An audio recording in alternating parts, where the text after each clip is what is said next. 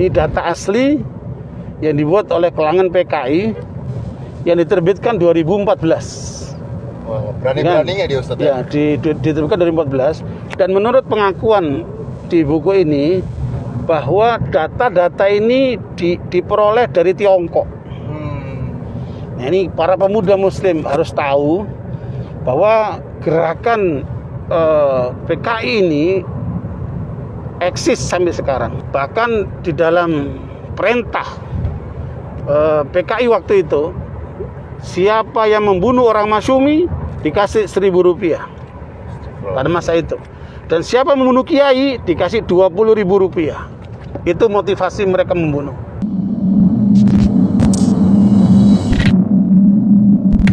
Assalamualaikum warahmatullahi wabarakatuh. Jadi alhamdulillah pada kesempatan kali ini saya lagi bersama dengan Ustadz Farid Okbah. Ini kita lagi menuju kemana nih Ustadz? Ya, ke tempat yang penting lah di negeri ini.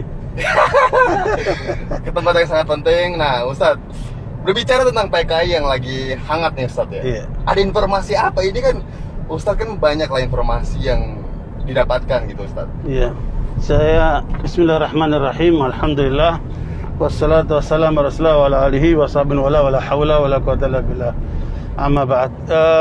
Alhamdulillah, bersyukur kepada Allah kita berada bersama dengan milenial Nusantara ya. Milenial Nusantara. Nah, milenial Nusantara, anak-anak muda yang kreatif dan kanan yang kemudian akan melanjutkan perjuangan kita ke depan insyaallah. Amin. Untuk memenangkan Islam di negeri kita insyaallah. Tetap.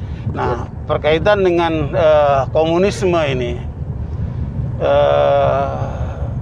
kita tahu bahwa sejarah komunisme sejarah berdarah-darah. Benar.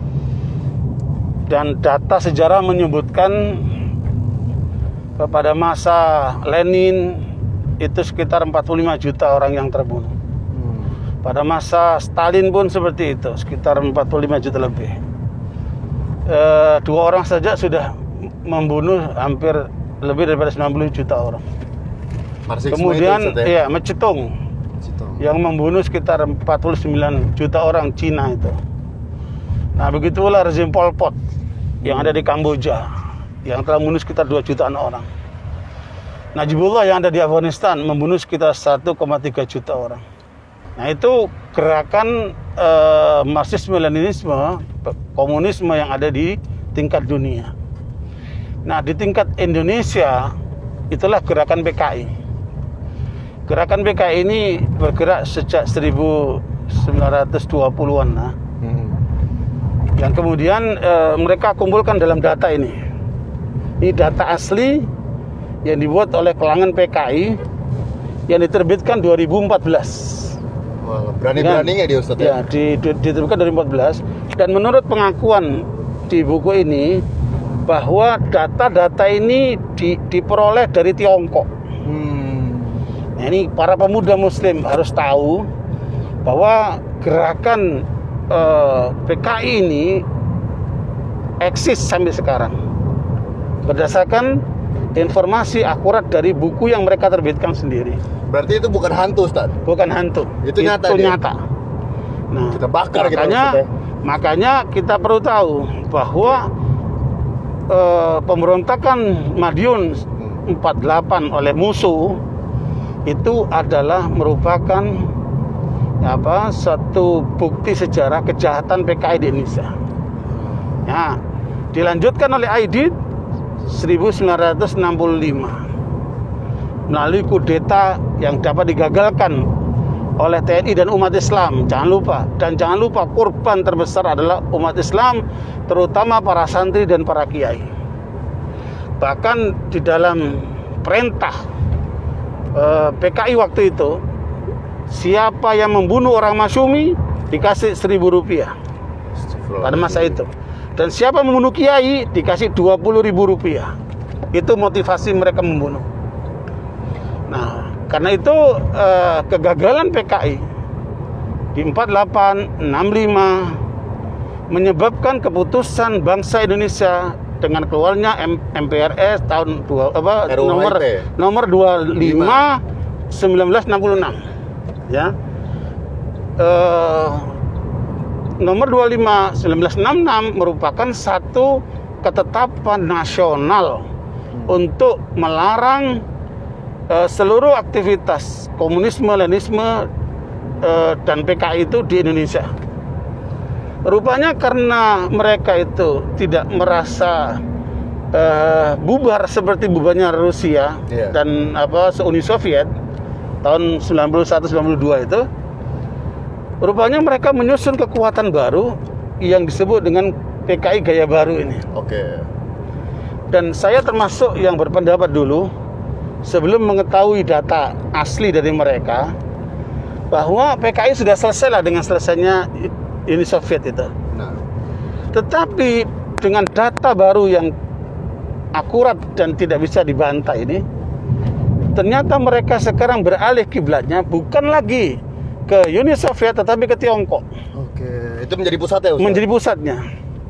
Dan karena itu gerakan PKI mendapat dukungan sepenuhnya dari Tiongkok. Termasuk terbitnya buku ini itu dikirim datanya dari Tiongkok. Nah, karena itu TKA Cina yang datang ke Indonesia yang sepertinya mendapat reaksi luar biasa oleh masyarakat kita, bisa jadi bagian daripada kerja-kerja PKI ini. Gitu.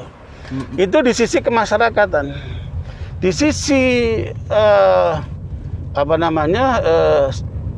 institusi kenegaraan, termasuk mereka menyusup ke partai-partai, lewat partai-partai, mereka menyusup juga ke legislatif. Oke, berarti sekarang dan hasilnya, menurut saya itu hasilnya adalah RUU HIP itu, yang ingin menghidupkan kembali komunisme dan Leninisme itu.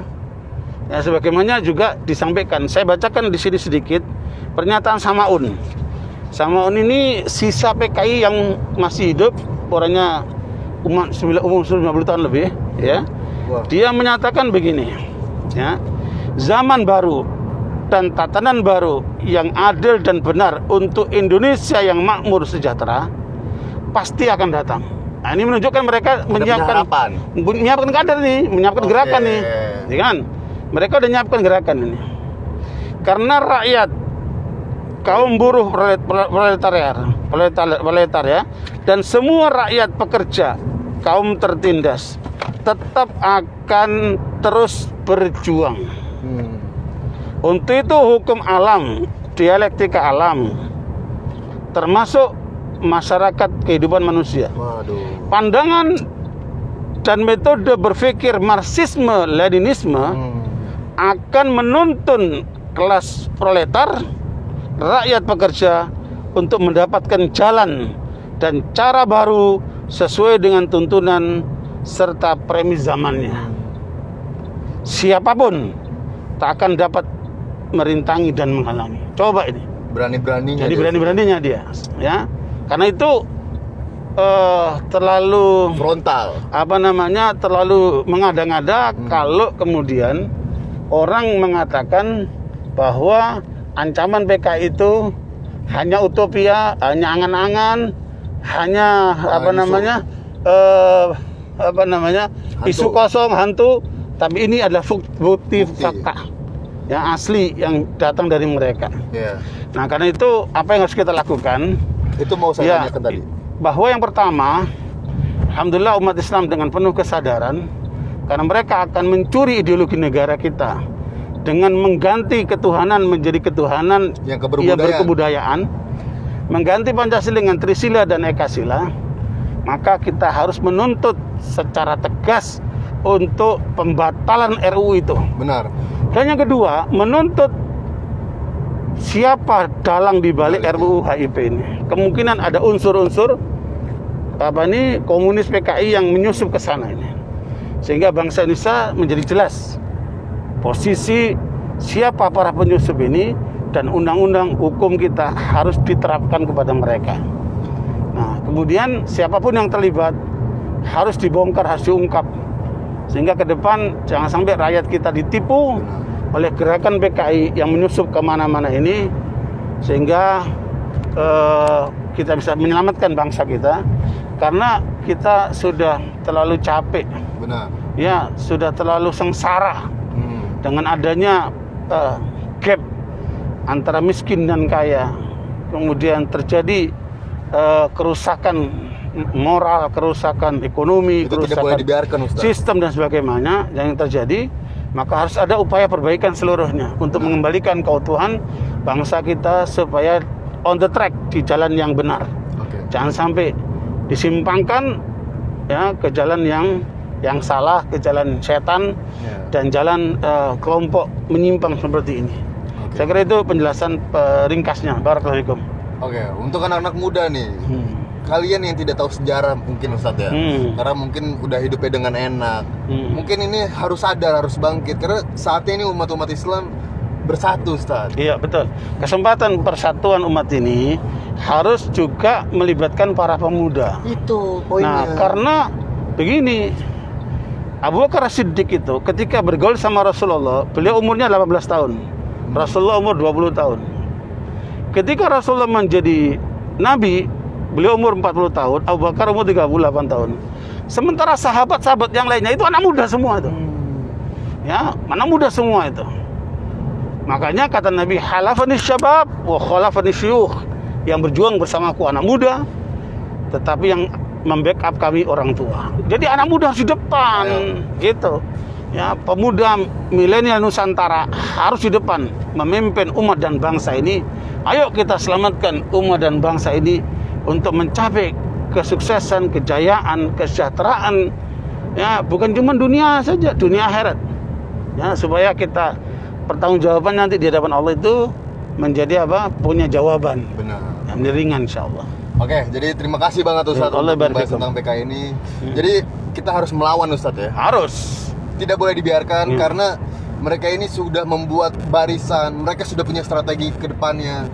Jangan dibiarkan ini Ustadz ya, jangan sampai ini. Jadi di sini disebutkan gerakan PKI itu adalah gerakan ideologis.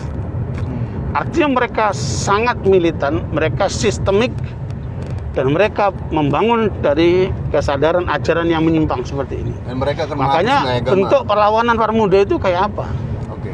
Bukan cuma segera teriak Allahu Akbar, bukan dengan emosi, tapi dengan kemampuan ilmu agama yang memadai, dengan menggunakan otak yang cerdas. Benar. Ya kan? Dengan kerja keras, kerja sistemis, ya, kerja tuntas, kerja ikhlas, ya, dan kemudian itu semua harus dirangkap menjadi satu gerakan yang mempunyai jaringan. Oke. Jadi kita harus berjaringan. Kalau Allah mengatakan innallaha yuhibbul ladzina yuqatiluna fi sabili saffan ka'annahum bunyanun marsus. Allah suka dengan mereka berjuang dalam satu barisan. Oke. Seperti satu bangunan yang kokoh. Oke, siap. Terima kasih banyak Ustadz. Akramakumullah. Dan untuk teman-teman, kita dukung channel YouTube ini dan jangan lupa untuk subscribe dan jangan lupa untuk like, comment dan share video. Siap. Syekh barakallahu fikum.